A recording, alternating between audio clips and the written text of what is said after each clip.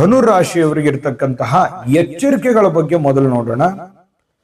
ನೀವೇನಾದ್ರೂ ತಾಳ್ಮೆಯಿಂದ ಇಲ್ಲದೆ ಇದ್ರೆ, ತಾಳ್ಮೆಯನ್ನ ವಹಿಸದೇ ಇದ್ರೆ ಅನೇಕ ಸಂಕಷ್ಟಗಳಿಗೆ, ಸಮಸ್ಯೆಗಳಿಗೆ ಭಾಗಿಯಾಗಬೇಕಾಗತ್ತೆ, ಕಾರಣೀಭೂತರಾಗಬೇಕಾಗತ್ತೆ.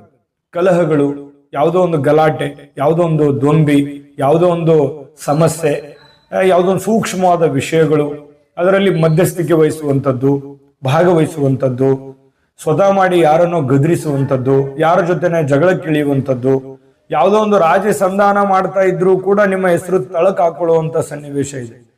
ಅಂದ್ರೆ ಇದೇನು ಸೂಚಿಸುತ್ತೆ? ನೀವು ಬೇರೆಯವರ ತಂಟೆಗೆ ಹೋಗಬಾರದು. ನೀವು ನಿಂಪಾಡಿಗಿದ್ರೇನೆ ಸಮಸ್ಯೆಗಳು, ಕಾಂಟ್ರವರ್ಸಿಗಳು ನಿಮಗೆ ಸುತ್ತರ್ತಾ ಬರುವಂತ ಸಂದರ್ಭದಲ್ಲಿ ನೀವಾಗಿನೇ ಸಮಸ್ಯೆ ಹುಡ್ಕೊಂಡು ಹೋದ್ರೆ ಹೆಂಗಿರ್ಬೋದು ಹೇಳಿ? ಹಾಗಾಗಿ ಯಾವುದೂ ಇಂಥ ಕಾಂಟ್ರವರ್ಸಿಗಳಲ್ಲಿ ಮಧ್ಯಸ್ಥಿಕೆ ಭಾಗವಹಿಸುವಂಥದ್ದು ಬೇಡ, ನಿಷಿದ್ಧ ಅಂತಾನೆ ಹೇಳ್ಬೋದು.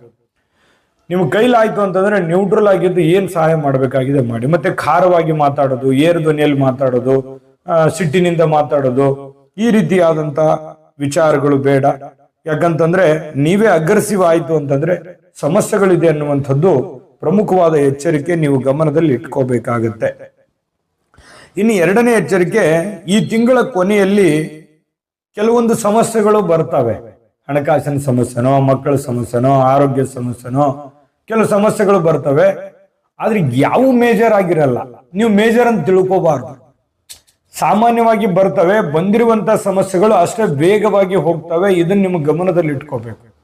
ಪರ್ಮನೆಂಟ್ ಆಗಿನೇ ಬಂದ್ಬಿಡ್ತು, ಹಬ್ಬ ಬಂದ್ಬಿಡ್ತಲ್ಲ, ನಾನು ಏನ್ ಮಾಡ್ಲಿ, ಏನಿಲ್ಲ, ನಾನು ಯಾವ ರೀತಿ ಇದನ್ನ ನಿಭಾಯಿಸ್ಲಿ ಅಂತ ಹೇಳಿ ಭಯ ಪಟ್ಕೊಳ್ಳೋದು ಅಥವಾ ಹತಾಶರಾಗೋದು, ನಿರಾಶರಾಗೋದು, ಮನಸ್ಸು ವ್ಯಾಕುಲಗೊಳಿಸುವಂತಹ ಪ್ರಯತ್ನ